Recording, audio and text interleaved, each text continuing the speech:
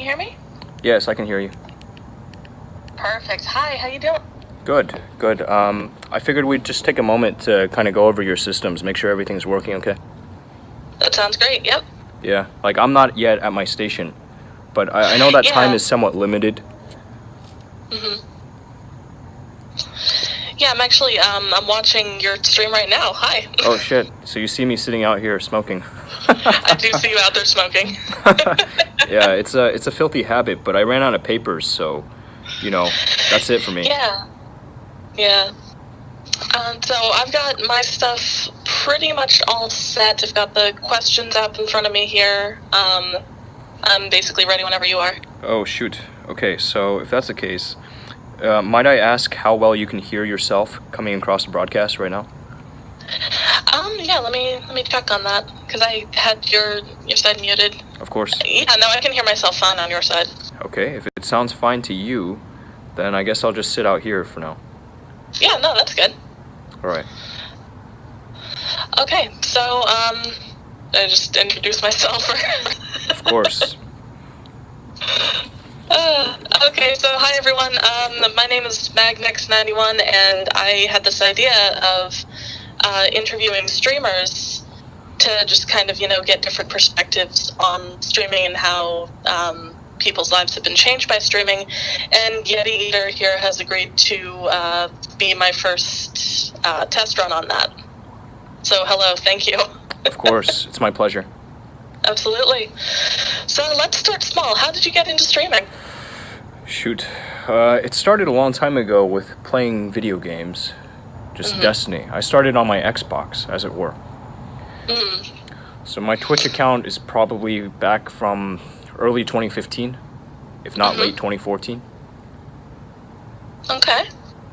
Streaming in Destiny back in those days, that must have been kind of strange. Well, there were a good number of people already broadcasting video games. Mind you, this had been going on for some time, and Xbox had a Twitch app. It was really flaky back in the day. Would you say it's evolved by this point? That's a good question. It probably has, but I haven't actually turned on my Xbox in a good while. In fact, I've been thinking about getting rid of it. See, I know that you did some gaming streaming, but I haven't seen too much of it. It's mostly focused on these chats with your followers and your viewers. Yeah, most recently the show's taken on a bit of a different direction. I quit gaming, announced that I was quitting gaming on May 31st, 2017.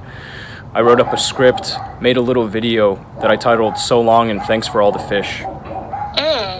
Said, thank you, but it's not moving where I want it to go, not nearly fast enough. I've got to do something different. And so that's when the stream kind of became more focused on fitness and firearms. Yeah, fitness first, and then the firearms. When did that even get picked in? I don't know. I think it started with just anti-troll measures. Say, leave me alone. Anti-troll measures? Yeah.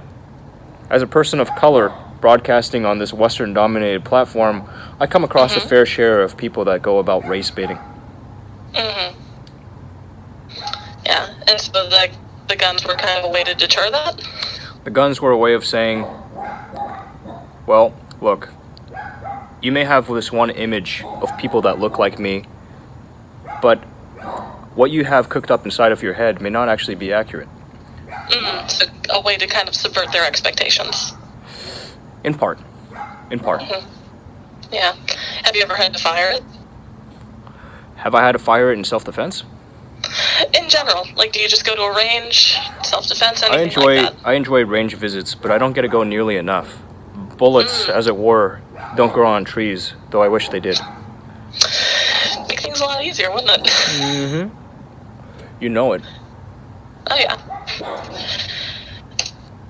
Do you own any guns yourself? Go ahead. Do you own any guns yourself? I do not. I'm kind of interested, but I live in kind of a metropolitan area, very kind of more of a liberal city, so I'm not sure even where I'd start in terms of getting one. Internet? To quote Jimmy Neutron? Internet, that would work. So, You've taken a couple of sort of longer hiatuses, one from August of 2015 into November of 2016, and then another one from May of 2016 into December of 2017. Was anything going on for you at that time? So the first hiatus was when again? August 2015 to November of 2016. I'm pulling these dates from your blog posts. So my workstation, it was really, really flaky, and once I had to completely reinstall Windows on it. And after I reinstalled Windows, I just never got around to setting up all the broadcast stuff again. So I just didn't broadcast. And then I kicked off the effort once again, October or November of 2016, and I just kept it rolling. For about 9 months solid, I was playing video games every single day, treating it like it was a job. Now, the second most recent hiatus from broadcasting came about because I went through a pretty long depressive spell. Oh. Was there anything happening for you at the time, or was it just like a general depression spell? A lot was going on. I had really, really high hopes for 2018.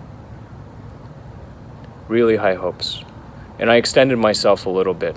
For the very first time in my life, I started using credit in order to shore up my systems so that I could guarantee productivity. And that worked? Well, I shored up the systems, but things kind of changed for me when I had to go on American Express Financial Review. They axed my lines of credit, and that in and of itself wasn't too bad of a thing. I had a bit of runway remaining. But as I was looking at the dwindling runway, looking at this like $8,000 or so that I needed to pay up in February, I realized that I was effectively at zero. Unless I started liquidating some of my retirement assets, I'd be completely knocked out. So I started looking for work. And I'm assuming you ended up finding something. Well, in a roundabout way, yes. At first, I spent days looking at job boards and was utterly overwhelmed by how many options were out there. I hit up some personal contacts, hoping to find something, but when you've been out of work for a while, you're not going to get compensated nearly as well as you could if you'd been in the game for a solid 1.5 years with one employer, bounced around to a different one, stayed another 1.5 years. You know how people play their careers these days. Yeah. And so during those times, I would imagine that you were kind of apart from your community for a while. How did that feel? I had some people ping me, and then I had a good number of people leave my Discord server, and I was just watching everything kind of crashing down around me, not really wanting to reach out to anybody, not wanting to return the communication. And I recognized this was a suboptimal move. When people reached out, I would have done better to respond to them. It would have helped to actually keep on communicating, maintaining those open lines.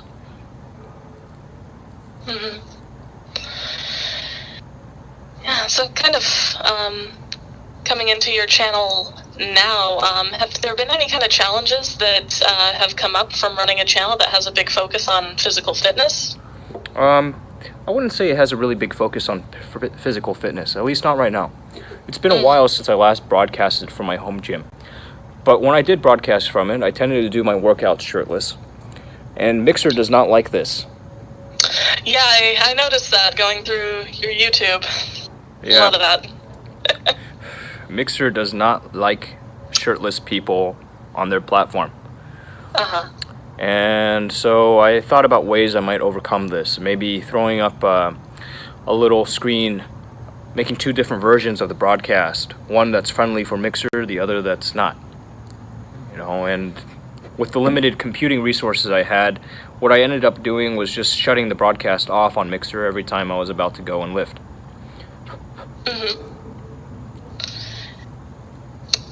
Yeah, and that worked for you? Worked well enough. I mean, I was able to continue growing the channel during the times I wasn't broadcasting, but certainly I'd like to be able to broadcast lifts from the home gym on Mixer. But one has to comply with the rules, otherwise you have to face the consequences.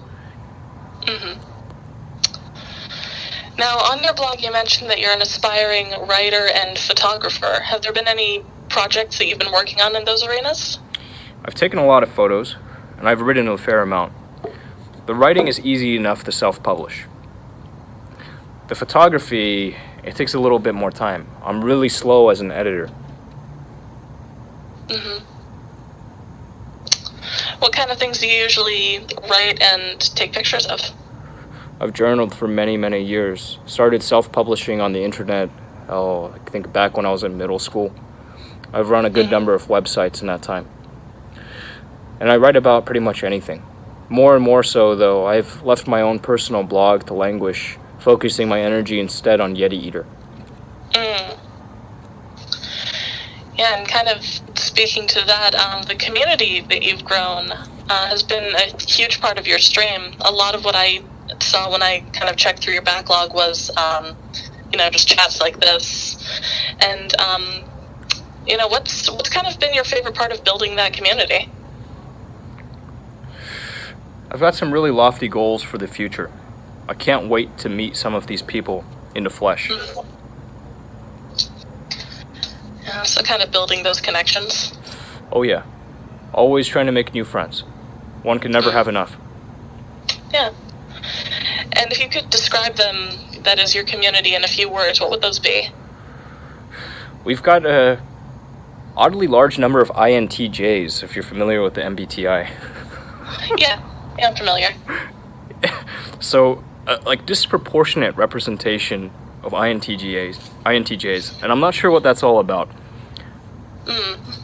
But you're not familiar with the MBTI? Oh no, I'm familiar enough with it. 16 different things that one could possibly turn up as, but I just don't know why so many TJs. And I think a lot of that is possibly part of the appeal of Twitch, because I'm actually very close to that myself. So, so you know. I'm an ENTJ, so. Oh, there you go. Yeah. Okay. And so I pulled from one of your blogs in January of 2017. You had said, I wanted to be a streamer. What drove that statement? Well, back when I was playing Destiny, one thing I noticed was that there were some really high-level players.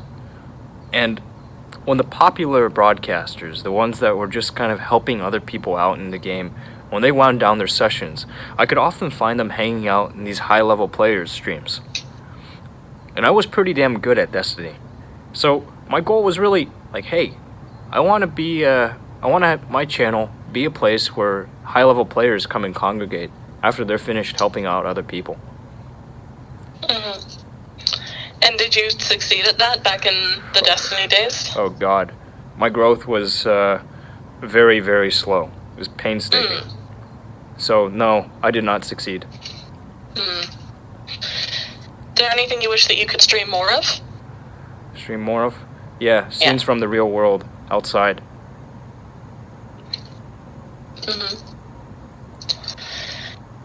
And you mentioned earlier that you have a lot of goals for the future of your channel. What are some of those goals, aside from the meetups? This year, I'd like to make Mixer partner. I'd like to make YouTube partner. I'd like to make Discord partner. I'd like to get a check mark next to my name somewhere. Beyond Binks. All right.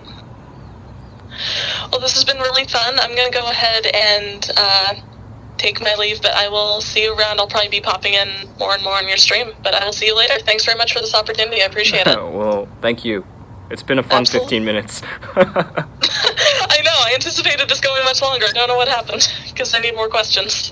Well, if I may elaborate a little bit on the goals. I've got Please. a bit more beyond just these partnership goals. I want to hit up one convention at least per quarter.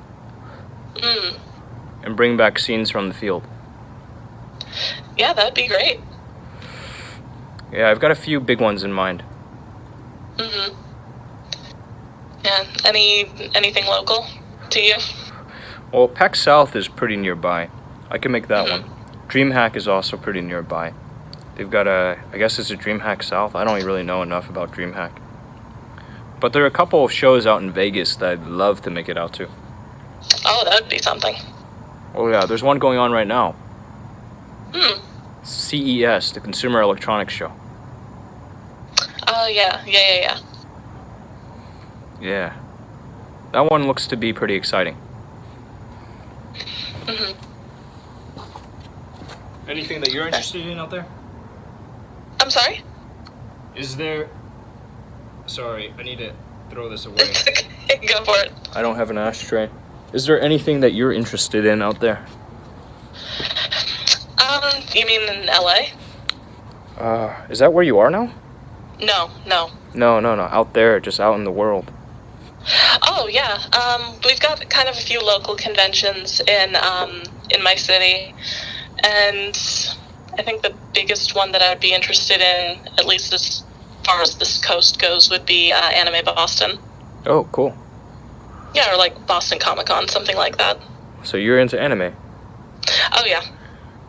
Yeah, that was kind of the thing that got me into video games. It was kind of around the same time, but I stuck way more with video games. I see. Yeah. I noticed that you stream horror games. Yeah, yep. At least that's what you have written about yourself. Yeah, it's true. Lately I've been kind of getting away from horror games just because so many of them are reliant on jump scares, and I prefer a more psychological approach. Oh, I see. Yeah. I hear you. The jump scares get to be a little predictable. Exactly, and just there's only so many Five Nights at Freddy clones you can wade through in a day. Yeah. I've never played these games outside of the one called Fear. That one's kind of scary. I don't know if you're aware of that one.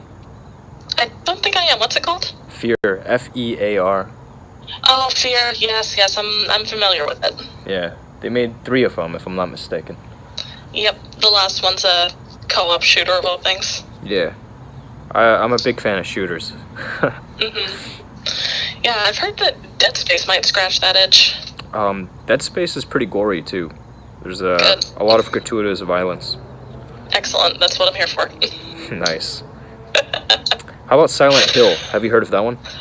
Oh, yeah. No, I actually, my dad's the one who got me into gaming, and when I was maybe 7 or 8 years old is when Silent Hill first came out, and he brought it home and he said, whatever you do, don't, feel like you have to stay here and watch this. If you get scared, you can leave. I was like, okay. And then I didn't leave, even though I got scared. Right. I had nightmares for 2 weeks, but now I have played every single Silent Hill they put out. That's wonderful. Yeah. I know that one's a classic. Yeah. That one's classic. Parasite Eve is an underrated master, just marvel. Resident Evil, just all of the old stuff is what I was raised on. Nice. Yeah. That's pretty cool that your father at least was supportive of gaming. Oh, he's very supportive. He still is. He and I started playing Resident Evil 5 fairly recently, and he's very, very interested in that. Yeah, I've played like 2 Resident Evil games, maybe. It's a good series though. The movies were kind of fun for a minute, but then they got to be too weird. Yeah, the movies are on their own. Yeah. Oh yeah. Yeah. Well, I've got to get scooting, but this was very nice. Thank you for taking the time out. Of course. Yeah, Thank you. And I will pop in on your stream more. Sounds good. All right, take care. Yeah, have a good night. You too, good night. Bye-bye. Bye. That was pleasant. It was a lot less painful than I anticipated. Haha.